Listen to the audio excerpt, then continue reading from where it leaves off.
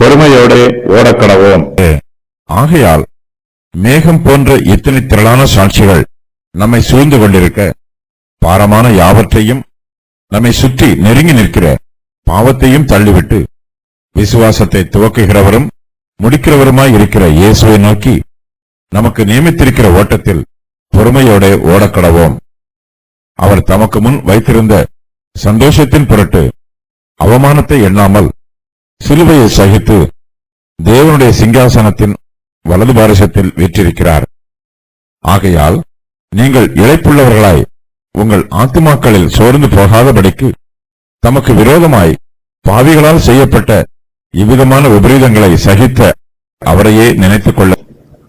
கர்த்தருடைய பிள்ளைகளாகிய நமக்கு ஆவிக்குரிய கடமைகள் உண்டு. நிருபத்தின் ஆசிரியர் இந்த கடமைகளை 2 பகுதிகளாக பிரிக்கிறார். அவையாவன: கடமைகளை நிறைவேற்ற நாம் நம்மை ஆயத்தப்படுத்த வேண்டும். நமக்கு நியமிக்கப்பட்டிருக்கிற ஓட்டத்திலே நாம் இயேசுவை நோக்கி பொறுமையோடு ஓட வேண்டும்.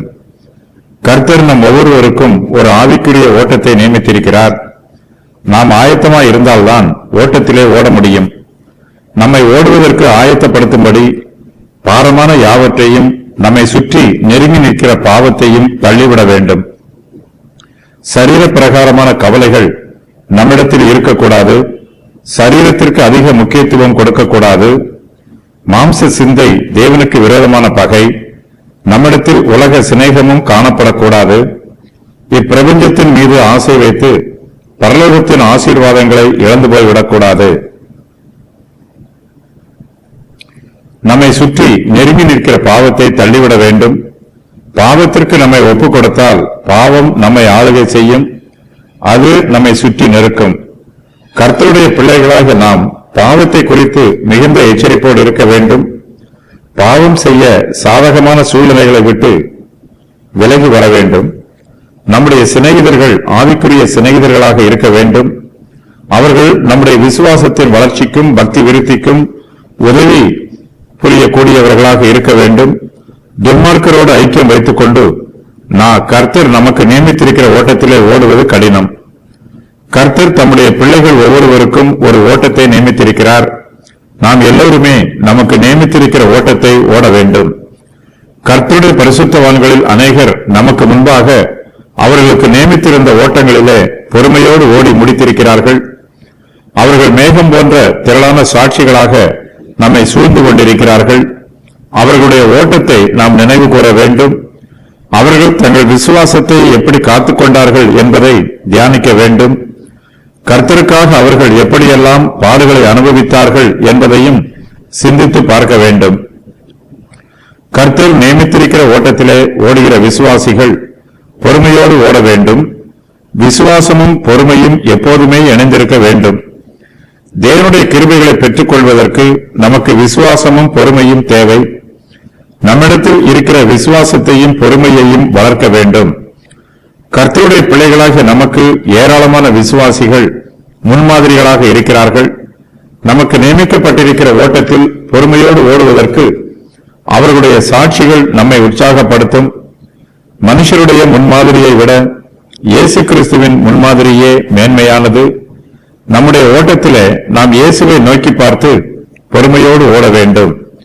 இயேசு கிறிஸ்துவே நம்முடைய விசுவாசத்தை துவக்குகிறவராகவும் முடிக்கிறவராகவும் இருக்கிறார். அவரே நமக்கு பூரண கிருபையை தருகிறார். நாம் விசுவாசத்தின் கிரியைகளை நடப்பிப்பதற்கு கர்த்தரே நம்மை பலப்படுத்துகிறார். நம்முடைய விசுவாசத்தை கர்த்தரே நியாயம் தீர்த்து நம்முடைய விசுவாசத்திற்கு ஏற்ற வெகுமதிகளையும் கொடுக்கிறார். நம்முடைய விசுவாச ஜீவியத்திற்கு இயேசு கிறிஸ்துவே ஆரம்பமும் முடிவுமாக இருக்கிறார். நம்முடைய கர்த்தராகிய இயேசு கிறிஸ்துவுக்கு பல அவமானங்கள் உண்டாயிற்று. ஆனால் அவரோ அந்த அவமானங்களை எண்ணவில்லை.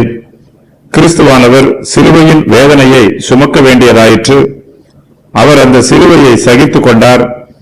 கிறிஸ்துவானவர் தமக்கு முன் வைத்திருந்த சந்தோஷத்தின் பொருட்டு அவமானத்தை எண்ணவில்லை, சிலுவையை சகித்துக் கொண்டார். இயேசு கிறிஸ்து பிறந்த போதே அவருக்கு பாடுகள் உண்டாயிற்று. அவர் மரிக்கும் வரையிலும் பாடுகள் வழியாகத்தான் கடந்து சென்றார். பாடுகளும் வேதனைகளும் உபத்திரவங்களும் கிறிஸ்துவுக்கு புதியதல்ல.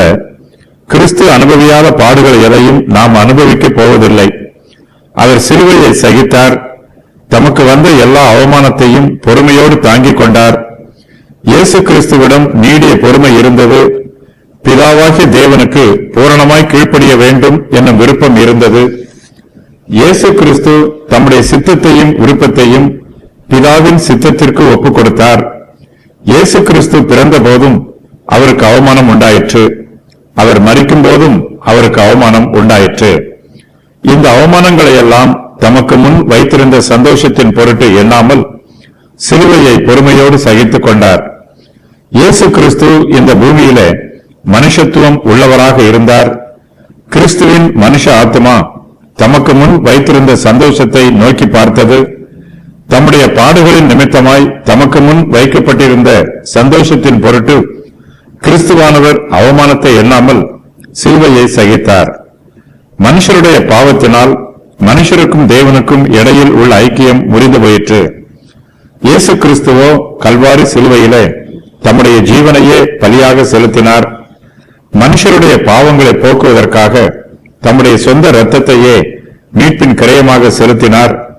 தேவனுக்கும் மனுஷருக்கும் நடுவில் கிறிஸ்துவானவர் மத்தியஸ்த ஊழியம் செய்து சமாதானத்தை உண்டு பண்ணுகிறார். பாவத்தின் அடிமைத்தனத்தில் சிக்கியிருக்கிற ஜனங்களுக்கு கிறிஸ்துவானவர் தம்முடைய சிலுவை மரணத்தின் மூலமாய் ரட்சிப்பின் பாதையை திறந்து கொடுக்கிறார். இயேசு கிறிஸ்து அவமானத்தை எண்ணாமல் சிலுவையை சகித்ததினால் பிதாவானவர் தமது குமாரனாகிய இயேசு கிறிஸ்துவை கனப்படுத்துகிறார்.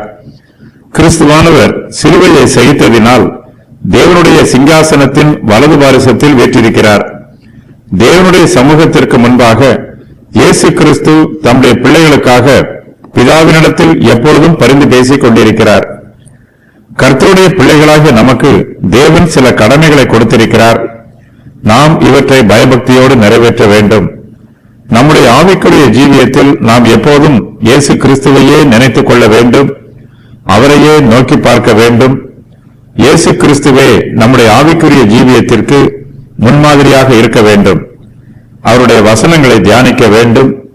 அவருடைய வாழ்க்கையை தியானிக்க வேண்டும். இயேசு கிறிஸ்து தமக்கு விரோதமாய் பாவிகளால் செய்யப்பட்ட விபரீதங்களை சகித்தார். கிறிஸ்துவானவர் நம்மை விட அதிகமான பாடுகளை அனுபவித்தவர். அவர் எல்லா பாடுகளிலும் நீடிய பொறுமையோடு இருந்தார். விபரீதங்களை எல்லாம் பொறுமையோடு சகித்துக் கொண்டார். கர்த்தருடைய பிள்ளைகளாகிய நாம் கிறிஸ்துவனுடைய நீடிய பொறுமையையும் சகிப்பு தன்மையையும் தியானிக்க வேண்டும். கர்த்தரை நோக்கி பார்க்கும்போது நம்முடைய ஆத்மாவுக்கு உற்சாகம் உண்டாகும்.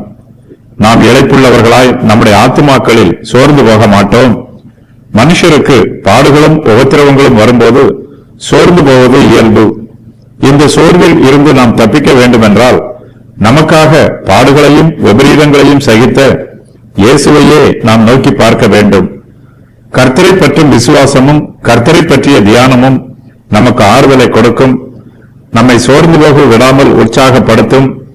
நம்முடைய ஆவிக்குரிய ஜீவியத்தில் நம்மை பலப்படுத்தும். நாம் செய்ய வேண்டிய காரியங்கள்: பாரமான யாவற்றையும் தள்ளிவிட வேண்டும். நம்மை சுற்றி நெருங்கி நிற்கிற பாவத்தை தள்ளிவிட வேண்டும். நமக்கு நியமித்திருக்கிற ஓட்டத்தில் பொறுமையோடு ஓட வேண்டும். இயேசுவை நோக்கி பார்க்க வேண்டும். விசுவாசத்தை துவக்குகிறவரும் பரிபூர்ணப்படுத்துகிறவரும் இயேசு கிறிஸ்துவே. இவரே விசுவாச வீரர்களுக்கு தலைவராக இருக்கிறவர். இயேசுவை நினைத்துக் கொள்ள வேண்டும். இயேசு கிறிஸ்துவின் ஜீவியம், நடத்தை, பாடுகளை அவர் நீடிய பொறுமையோடு சகித்தது ஆகிய காரியங்களை நினைத்துக் கொள்ள வேண்டும்.